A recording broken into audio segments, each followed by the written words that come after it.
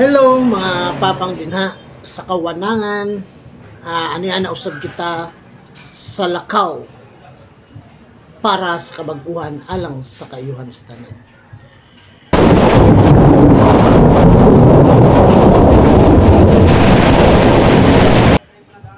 Kini akong vlog para kini sa mga suffering addict nga nag-antos sa ilang bisyo sa dugay na nga panahon o bago pa sila gabisyo naganahan sila mo recover sa ilang kaugalingon, ganahan sila makalingkawa sa ilang bisyo sayon ang pagsulod niining mga butanga, pero lisod kayo ang pagawas. Ani ako karon sa inyo ang atubangan mga papang para mupadayag kaninyo kabahin sa druga unsa ni siya ka grabe ang druga nga makadaot sa tao. So ang atong pagaisgutan karon, ang akong pagaisgutan karon nga buntag mao ang kung musulod ka sa druga, pobre pa ka sa tanang nangamatay. Sa ako pa lang topic kung musulod ka sa druga, pobre pa ka sa tanang nangamatay. Grabe na kayo grabe kayo siya nga istorya makaingon ko mga papang tinuod jud na siya. Ang uban isulod og druga kay para makaalingkawas sa kalisod. Tinuod. Ang uban isulod og druga para mapalit nila ilahang gusto. Tinuod. Ang uban isulod og druga para masatisfied ra ang ilang bisyo sa addiction. Tinuod na siya tanan. Pero base sa akong experience, sa una palit ko og drugs, dayon palit kog 2,000. So ako nang suyupon.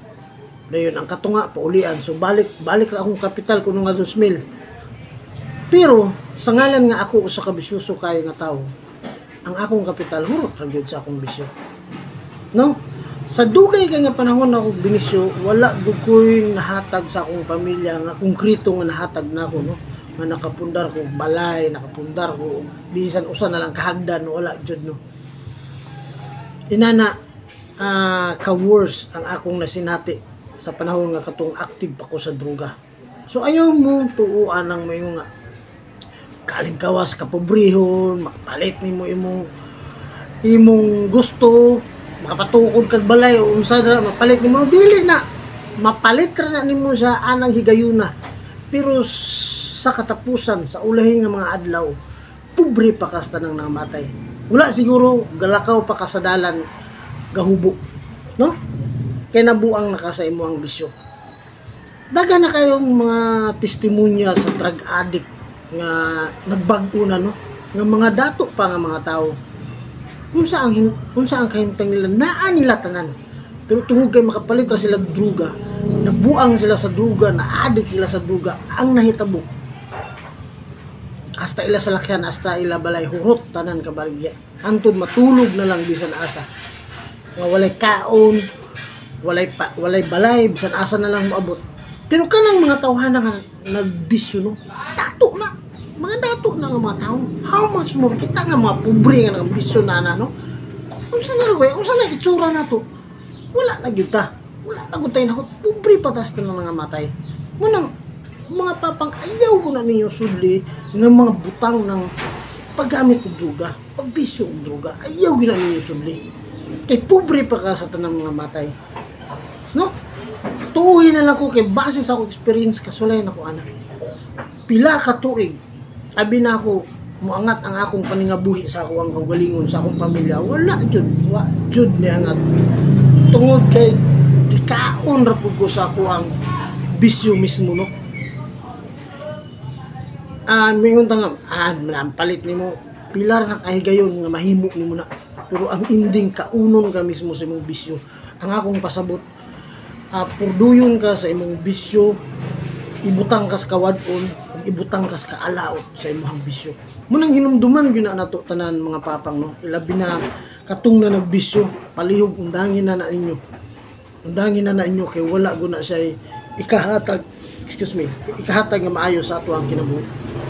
Purduyon ra ka ana dili lang financially, no, dili lang sa kwarta, kung dili purduyon imong gikurap ang imong panguna-una, imong gikurap ang imong panglawas, na paingon ka sa kawadon, paingon sa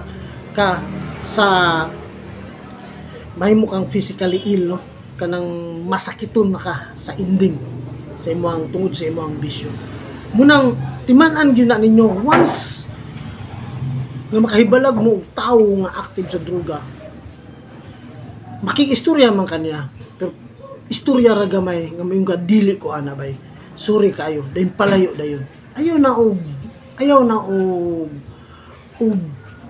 kung batihay pag istorya, kung mahimo mo istorya ka, ingnon na mo bay, mas maayo ra nang magpuyo tas kabaguhan kay tawhay ang kinabuhi. So inana ra mga papang, no, inana ra ang pagprangka sa mga aktibo sa droga, mas maayo pa nga magpuyo tas kinabuhi nga sa kabaguhan, para linong ra ang atong kinabuhi. Mas maayo sila mismo mayo na bitaw bay, bisan adik na sila, no, bisan adik na sila mismo sa ilang kinabuhi, pero kung ingnon nimo na inana, muuyo na sila nimo, mayo na bitaw bay, no, sakto po na imo, meaning nisabot po sila nimo sa imong side. So until such time nga makita nila na nga maayo gud ay ang kinabuhi nga dili mabisyo. So hinumdumi kanunay mga papang, pag musulod gani ka sa droga nga bisyo, pobre pa ka sa tanang nangamatay.